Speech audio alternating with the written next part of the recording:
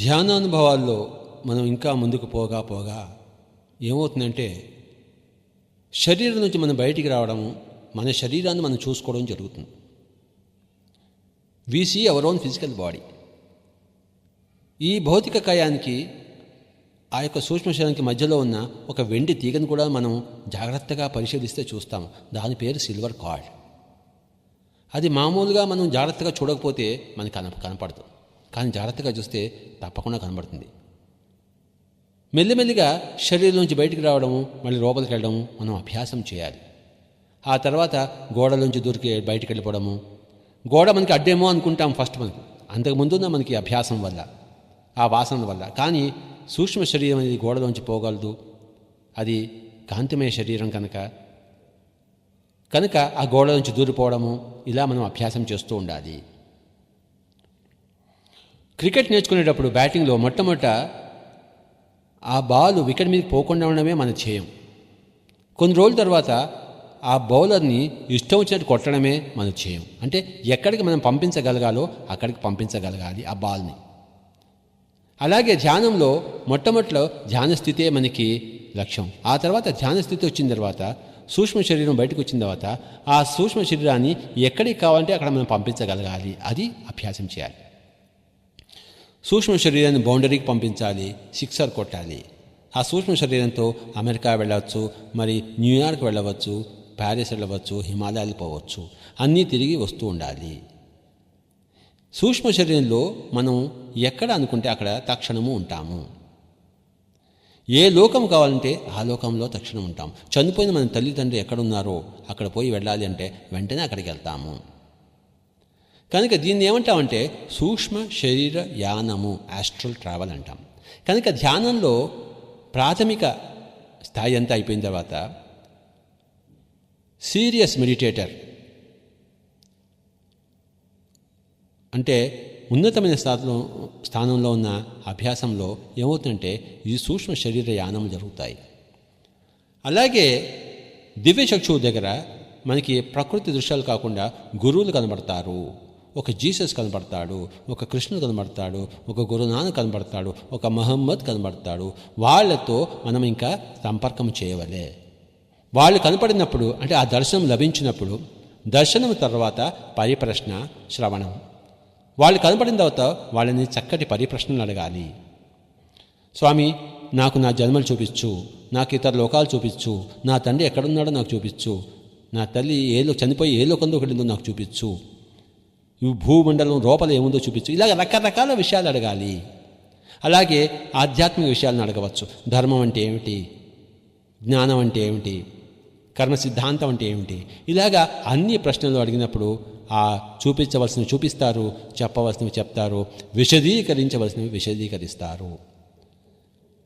ధ్యానం నుంచి బయటకు వచ్చిన తర్వాత మనం ఏం చూసాము, ఏ ప్రశ్న వేసాము, ఏ సమాధానం పొందాము, ఇవన్నీ కూడా బాగా మననము చేసుకోవాలి.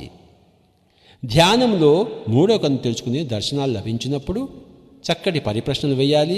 గురువుల దర్శనాలు లభించినప్పుడు చక్కటి ప్రశ్నలు వేసి ఆ యొక్క సమాధానాలను జాగ్రత్తగా గుర్తుపెట్టుకోవాలి. ధ్యానం నుంచి లేవంగానే ఎప్పుడూ కూడా ఒక పుస్తకం ఉండాలి, ఒక పెన్ను ఉండాలి. ధ్యానం నుంచి లేవంగానే మన అనుభవాలన్నీ ఆ పుస్తకంలో మనం రాసుకోవాలి. We should note down hour experiences. వాళ్ళు చక్కటి సమాధానాలు ఇస్తారు మన ప్రశ్నలకు. మనం మననం చేసుకోకపోతే అవన్నీ మళ్ళీ పోగొట్టుకుంటాం. ఏదో కృష్ణుడు కనబడ్డాడు, చెప్పాడు అని ఉంటుంది, కానీ ఏం చెప్పాడు, ఆ పదములు ఏంటి, ఆ అర్థం ఏమిటి, ఆ యొక్క సందేశం ఏంటి, మనం దాన్ని మిస్ అవుతాం. క్రమక్రమంగా అభ్యాసం చేస్తూ వాటన్నిటినీ పూర్తిగా సందేశాలన్నీ తీసుకురాగలగాలి.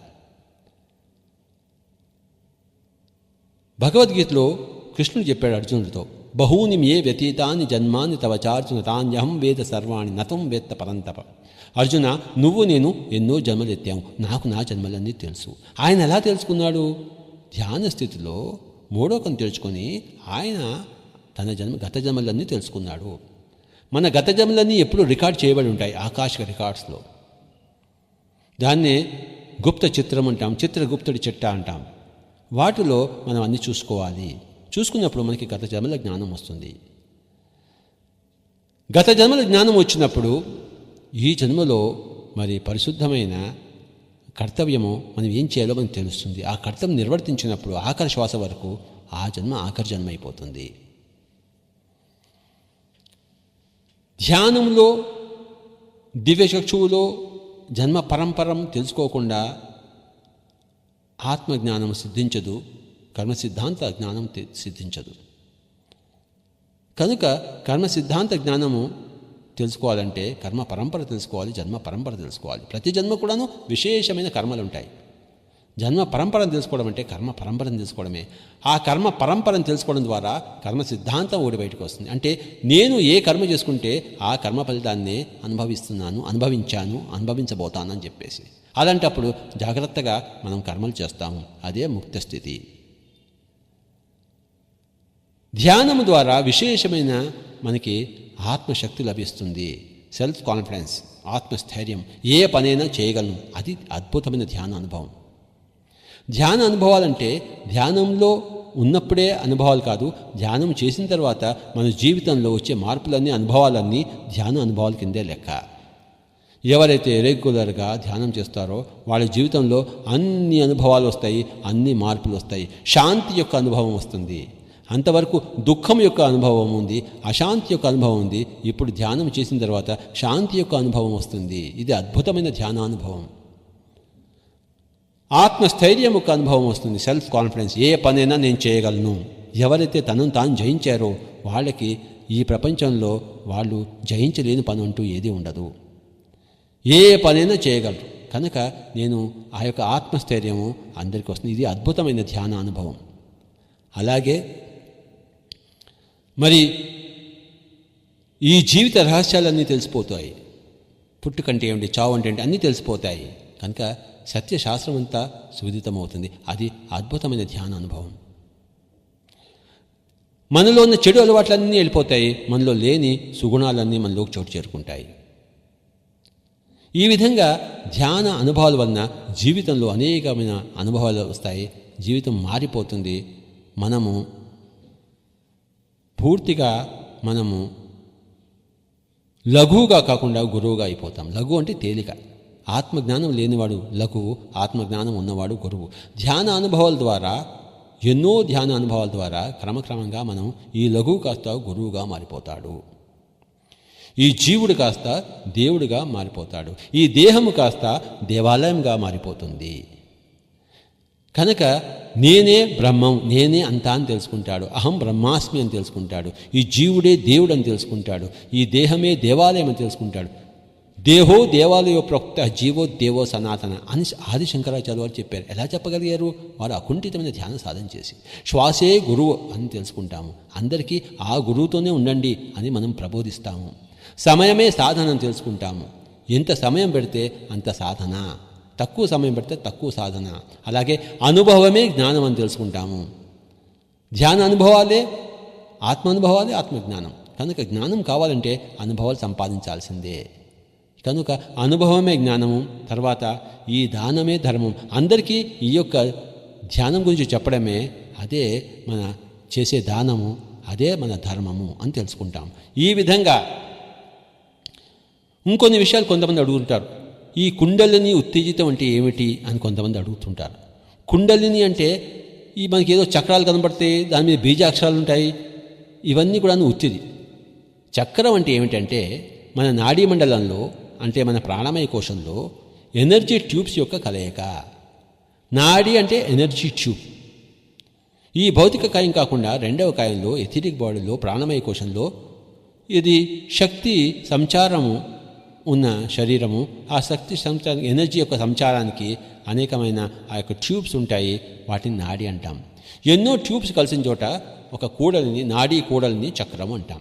అంతేగాని అక్కడ ఏదో గిర్రను తిరుగుతూ ఉండదు. అక్కడేదో పాములు ఉండవు, బుసలు కొట్టవు. అదేదో పాము పడుకుని ఉంది, పాము లేస్తుంది అంటే ఆ శక్తి కొంచెం అనుత్తేజితంగా ఉన్న శక్తి ఉత్తేజితం అవుతుంది. మనకి అప్పుడు రకరకాల ఆ యొక్క చక్రాలు ఏం కనబడవు, పద్మ రేకులు ఏం కనబడవు. మనకి ఆ యొక్క శక్తి యొక్క సంచారం యొక్క అనుభవం వస్తుంది. రకరకాల నొప్పుల వల్ల ఆ ఎక్కడైతే శక్తి సంచారం మొదలైందో, ఉత్తేజితమైందో అక్కడికి మన నొప్పులు వస్తుంటాయి. కనుక ఈ పాములు, చక్రాలు, పద్మపు రేకులు ఇవన్నీ కూడాను మనకి ఆ విధంగా మనం చిన్నప్పటి నుంచి చెప్పబడి ఉన్నాం కనుక అవి కనబడతాయేమో, కానీ నిజానికి అక్కడ అవన్నీ ఏమీ లేవు. ఒక క్రిస్టియన్ ధ్యానం చేసేవాడనుకోండి, అతనికి కమలాలు కనబడవు, పాములు కనబడవు, చక్కటి శక్తి సంచారమే కనబడుతుంది. హిందువులు ధ్యానం చేస్తే వాళ్ళకి పాములు కనబడతాయి, పద్మాలు కనబడతాయి. కానీ రెండింటి యొక్క మౌలికమైన అర్థం ఏంటంటే అక్కడ ప్రాణశక్తి ఉత్తేజితమైంది అని చెప్పేసి. కనుక మనం కావాలని ఆ చక్రం మీద దృష్టి పెట్టి ఈ చక్రం మీద దృష్టి పెట్టి అది ఎప్పుడూ చేయకూడదు. అది హఠయోగ ప్రాణాయామము. రాజయోగ ప్రాణాయామంలో చక్రం మీద దృష్టి ఉండదు, శ్వాస మీద ధ్యాస ఉంటుంది. కుంభకం ఉండదు, కుంభక రహితమైన పూరక రేచకాత్మకము. కనుక చక్రం మీద కేంద్రీకరించడము, అక్కడ పాముని లేవగొట్టడము, ఇలాంటివన్నీ చేయడం అనేది ఎన్నో అనర్థాలకు దారితీస్తాయి. కనుకనే పిరమిడ్ స్పిరిచువల్ సొసైటీ వారి ఈ అద్భుతమైన ధ్యాన పద్ధతిలో కుండలిని ఉత్తేజితం చేయడము అన్న పాయింట్ ఎక్కడా ఉండదు. దేనిని బలవంతం చేయకూడదు, బలాత్కారం అనేది అనర్థము. కనుక ఏం చేయాలంటే హాయిగా కూర్చుని చక్రాల గురించి మర్చిపోయి, పాముల గురించి మర్చిపోయి, బీజాక్షరాల గురించి మర్చిపోయి, మరి యొక్క పద్మ కమలాల గురించి మర్చిపోయి కేవలం శ్వాస మీద ధ్యాస ఉంచగా మూడవ కన్ను అంటే ఆజ్ఞాచక్రము తెరుచుకుని, అదే సుదర్శన చక్రము. సుదర్శన చక్రము. మనమందరము విష్ణుమూర్తులము, చక్రధారులము. కనుక ఆ శ్వాస మీద ధ్యాస పెట్టగా వెంటనే మూడో కన్ను తెరుచుకుంటుంది. మనము ఫస్ట్ డిస్కవరీ ఛానల్ చూస్తాము, తర్వాత గురువులను చూస్తాము, వాళ్ళ దగ్గర నుంచి నేర్చుకోవాలి. పిరమిడ్ ధ్యాన సాధన అంతా కూడాను ఆజ్ఞాచక్రం నుంచి మొదలయ్యి మరి సహస్రంలో పరిసమాప్తం అవుతుంది. మూడో కన్ను తెరుచుకోవాలంటే దాని కిందే అద్భుతమైన ఆ స్విచ్ ఉంది, దాని పేరే శ్వాస. ఆ స్విచ్ నొక్కిపెట్టడమే శ్వాస మీద ధ్యాస. ఆనాపానసతి, శ్వాసానుసంధానము. కనుక కుండలిని ఉత్తేజితం చేయడము, ఆ 3.5 చుట్ల పాము ఉంది, దానికి గణపతి అధీశుడు, ఇంకో చక్రానికి ఇంకొక ఈశ్వరుడు అధీశుడు, ఇవన్నీ కూడాను హిందుత్వం ఉన్న బూజు పట్టిన పాత చింతకాయ పచ్చడి. వాటన్నిటిలోంచి మనం బయటికి రావాలి. అదే శాస్త్రీయత, స్పిరిచువల్ సైన్స్. స్పిరిచువల్ సైన్స్ అనేది హిందువులకు ఒక విధంగా, ముస్లిమ్స్ ఒక విధంగా ఉండడం అసంభవం. కనుక ఈ హిందుత్వము, ముస్లిమత్వము, మరి క్రిస్టియనత్వము అవన్నీ తీసేస్తేనే అసలైన సిసలైన ఆ యొక్క శాస్త్రీయత బయటపడుతుంది. కనుక కుండలిని అన్న ప్రస్తావనే అనవసరము, బీజాక్షరాలు అన్న ప్రస్తావనే అనవసరము. సింపుల్గా హాయిగా కూర్చుని కళ్ళు రెండు మూసుకుని శ్వాస మీద ధ్యాస, తద్వారా క్రమంగా చిత్తవృత్తి నిరోధము, అపారమైన ప్రాణశక్తి యొక్క ఆవాహనము, తర్వాత దివ్యచక్షు ఉత్తేజితము. దివ్యచక్షు ఉత్తేజితం ద్వారా మరి సూక్ష్మ శరీర యానము. కొన్ని రోజులు సూక్ష్మ శరీరంతో యానం చేసిన తర్వాత సూక్ష్మ లోకాల్లో మెల్లిమెల్లిగా కారణ శరీరం కూడా బయటకు వస్తుంది. అప్పుడు కారణలోకాల్లో విహరిస్తాము, కారణలోక వాసనను కలుసుకుంటాము, అక్కడున్న సత్యాలను తెలుసుకుంటాము. ఇంకా ముందు పోయి మహాకారణ శరీరంలో విహరిస్తాము, సుప్రాకాశ వలసలో పోతాము. జీవించి ఉండంగానే అన్ని లోకాలు దర్శించాలి, అన్ని జన్మలు తెలుసుకోవాలి, త్రికాల జ్ఞాని కావాలి, త్రిలోక సంచారి కావాలి. అప్పుడే జీవన్ముక్తి పరిపూర్ణంగా. తాను అన్నీ పొంది మరి అందరికీ అవే బోధిస్తూ వాటినే చేయడానికి ప్రోత్సహిస్తూ ఉండడమే చర్మ జీవితం యొక్క రూపురేఖలు. ఇది కాకుండా ఇంకా రకరకాల ధ్యానానుభవాలు ఉన్నాయి. ధ్యానానుభవాలు అంటూ 1, 2, 7 కాదు, 10 కాదు, కొన్ని లక్షలు ఉంటాయి. కొంతమందికి వేడి పుడుతుంది, కొంతమందికి ఒళ్ళంతా చల్లగా అయిపోతుంది, వేడి గాలులు చెవులోంచి బయటకు వస్తాయి, కింద పది దొల్లుతూ ఉంటారు, డ్యాన్సులు చేస్తూ ఉంటారు, ఏడుస్తూ ఉంటారు. ఇవన్నీ కూడా ధ్యాన అనుభవాలే. ఏదొచ్చినా భయపడకూడదు. ధ్యానంలో ఏది చెడు జరగదు. చెడు అన్నది ఉత్తర ధ్రువం అయితే ధ్యానం అనేది దక్షిణ ధ్రువము. కనుక హస్తిమశకాంతర భేదం ఉంటుంది దానికి. కనుక ధ్యానంలో చాలామంది కింద పడి దొల్లుతుంటే మరి వాళ్ళందరూ మా అబ్బాయికి ఏదో అయిపోయింది, మీరు వచ్చి రక్షించండి అంటారు. అందులో రక్షణకి ఏ తావు లేదు. అన్నీ కూడా ధ్యానం, ఒక్కొక్కరికి ఒక్కొక్క విధమైన ధ్యాన అనుభవాలు. గత జన్మల్లో మనం ఏ ధ్యానం చేశాము, ఎంత ధ్యానం చేశాము, ఏ అనుభవాలు వచ్చాయి, ఏ అనుభవాలు రాలేదు, వాటి మీద ఆధారపడి ఉంటాయి ఈ ప్రస్తుతం జన్మలో చేసే ధ్యాన అనుభవాలు. కొంతమందికి ఏ అనుభవాలు రాకపోవచ్చు, ఏ మూడో కన్ను తెచ్చుకోకపోవచ్చు, అయినా అన్నీ అర్థమవుతుంటాయి. అంటే వాళ్ళ మూడో కన్ను తెచ్చుకోవడం అనేది గత జన్మలోనే అయిపోయింది, ఈ జన్మలో దాని అవసరం లేదు. ఏది గత జన్మల్లో అయిపోయిందో మళ్ళీ ఈ గత జన్మల్లో అది పునశ్చరణ కాదు. చర్విత చర్మం ఎప్పుడు చేయము, చేసిందే ఎప్పుడు చేయము. ఏ జన్మలో అయినా చేయంది మళ్ళీ చేయడం కోసమే జన్మ ఎత్తుతాము, చేసిందే మళ్ళీ మళ్ళీ చేయడం కోసం జన్మ ఎప్పుడూ ఉండదు. కనుక చాలామందికి ధ్యాన అనుభవాలు రావు, కానీ సమస్తమైన ఆ యొక్క జ్ఞాన అనుభవం వస్తుంది. ఎప్పటికప్పుడు శక్తిని పుంజుకోవడం కోసమే ధ్యానం యొక్క అవసరం ఉంటుంది. చిన్నపిల్లలకి చిన్నప్పటి నుంచే ధ్యానం నేర్పించాలి. వాళ్ళకి ధ్యాన అనుభవాలు వెంటనే వస్తాయి, ఎందుకంటే వాళ్ళు పరిశుద్ధాత్మలు కనుక. అలాగే ఆడవాళ్ళకి అతి తొందరగా మరి ధ్యానం వస్తుంది, ఎందుకంటే వాళ్ళలో శక్తి యొక్క ప్రపోర్షను, శక్తి యొక్క ఆ లెవెల్ ఎక్కువగా ఉంటుంది కనుక. మగవాళ్ళలో శక్తి తక్కువగా ఉంటుంది కనుక ఎక్కువ రోజులు ధ్యానం చేస్తే కానీ తర్వాత ధ్యాన అనుభవాలకి వాళ్ళు రాజాలరు. ధ్యానం చేస్తున్నప్పుడు గదిని పూర్తిగా చీకటిగా చేసుకోవడం ఉత్తమము. ఎంత శబ్దము లేకుండా ఉంటే అంత శబ్దం లేకుండా ఉంటే బాగుంటుంది. ఎంతమంది మాస్టర్లతో కలిసి ధ్యానం చేస్తే అన్న ధ్యాన అనుభవాలు బాగా వస్తాయి. పౌర్ణమి రోజుల్లో ధ్యానం చేస్తే ధ్యాన అనుభవాలు విపరీతంగా వస్తాయి, ఎందుకంటే అద్భుతమైన ప్రాణశక్తి దాని యొక్క సంచారం ఎక్కువగా ఉంటుంది పౌర్ణమి రోజుల్లో. అలాగే చంద్రగ్రహణము, మరి సోల్స్టైస్ రోజులు అంటే ఈ యొక్క ఆయనాలు, వాటిలో ఎక్కువ శక్తి ఉంటుంది కనుక అలాంటి ప్రత్యేకమైన రోజుల్లో మనం ఎక్కువగా ధ్యానం చేసుకోవాలి.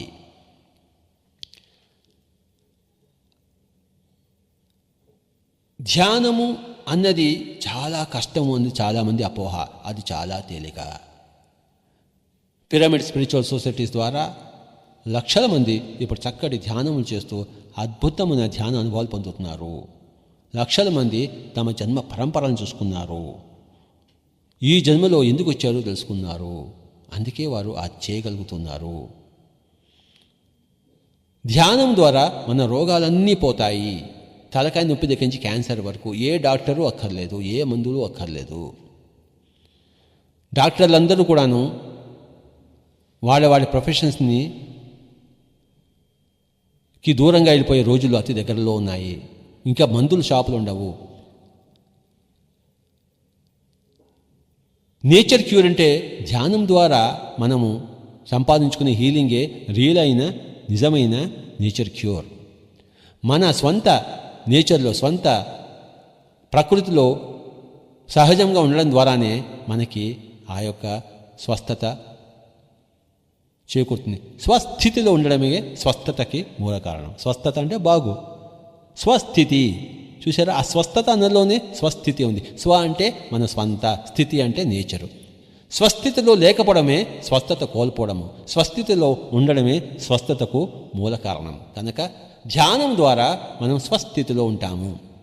పతంజలి గారు చెప్పారు, యోగ చిత్తవృత్తి నిరోధ మొట్టమొదటిది. రెండవది, ఆ యొక్క యోగంలో ఉన్నప్పుడు మనం మన స్వరూపంలో స్వస్థితిలో ఉంటాము. ఇది అభ్యాస వైరాగ్యాభ్యాం, ఈ మూడిటి వల్ల, రెండిటి వల్ల వస్తుంది. అభ్యాసం వల్ల, వైరాగ్యం వల్ల. కాస్త మనం సంసారంకి దూరంగా ఉంటూ ధ్యానం చేయాలి.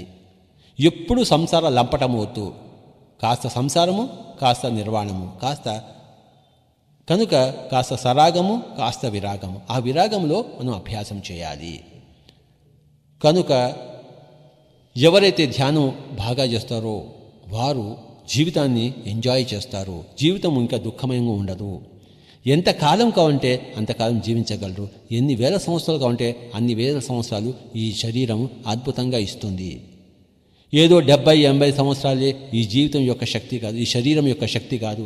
ఎన్ని వందల వేల సంవత్సరాలైనా ఈ జీవితం మరి చక్కగా శరీరము ఈ జీవితాన్ని ఉంచుకోగలదు. మనం పనికిరాని ఆలోచనలతో, పనికిరాని ఒక ఆహార విధానాలతో, ధ్యానం లేమితో మనం శరీరాన్ని 310 అంటే 70 సంవత్సరాలకే మనం పరిమితం చేస్తున్నాము. చిరంజీవులుగా మనం ఉండాలి. కనుక ఈ యొక్క ధ్యాన శాస్త్రము, ధ్యాన అనుభవాలు ఈరోజు మనం విస్తారంగా తెలుసుకున్నాము.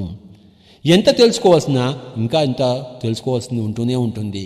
కనుక ఈ యొక్క కొద్ది సమయంలో మనం ధ్యాన అనుభవాలు, మెడిటేషనల్ ఎక్స్పీరియన్సెస్ అన్న టాపిక్ గురించి మనం విస్తారంగా తెలుసుకున్నాము.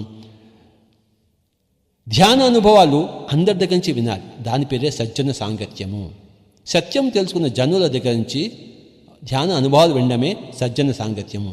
త్రిజగతి సజ్జన సంగతి రేఖ భవతి భవార్ణవ తరణే నౌక అన్నాడు ఆదిశంకరాచార్యుల వారు. 3 లోకాల్లో కూడాను సజ్జన సాంగత్యం చేయడమే భవసాగరం అంటే దుఃఖ సాగరం నుంచి తరింపజేసే ఒకటే ఒక మార్గము అని చెప్పారు. కనుక అందరి ధ్యాన అనుభవాలు వింటూనే ఉండాలి. ఇప్పటికీ నేను 20 సంవత్సరాల నుంచి కొన్ని లక్షల మంది ధ్యాన అనుభవాలు వింటూనే ఉన్నాను. నా జీవితం అంతా ఇంకా ధ్యాన అనుభవాలు వినడానికే నాకు ఉత్సాహం ఉంటుంది. అందులోనే నాకు కూడాను నా ప్రగతి మార్గం నాకు ఉంటుంది.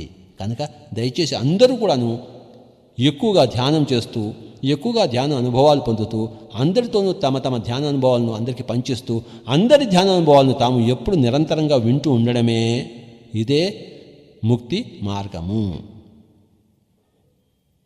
Thank you very much. Shivaprasad గారు.